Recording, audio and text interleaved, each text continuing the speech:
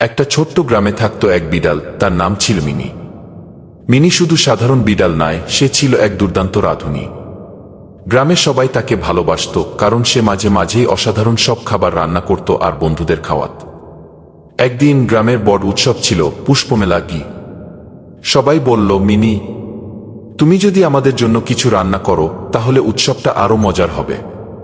Mini বলল, ঠিক আছে, আমি আজ বানাব বিখ্যাত ম্যাও ম্যাও পায়েস আর ম্যাও মোমো। সকালে সূর্য ওঠার সাথে সাথে মিনি তার রান্নাঘরে ঢুকে গেল।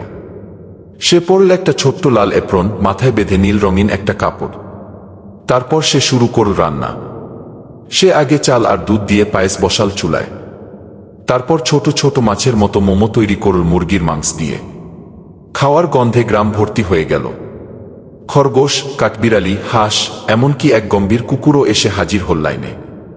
সবাই এক এক করে খেল মিনির রান্না করা খাবার। এক কামড় খেয়েই সবাই বলল, মিনি, তুমি তো বিড়াল নয়, তুমি একজন জাদুকরি রাঁধুনি।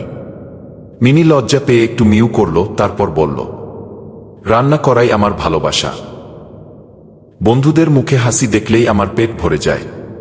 সেই থেকে প্রতি বছর পুষ্পমেলায় মিনি রান্না করে আর সবাই মিলে মজা করে খায়।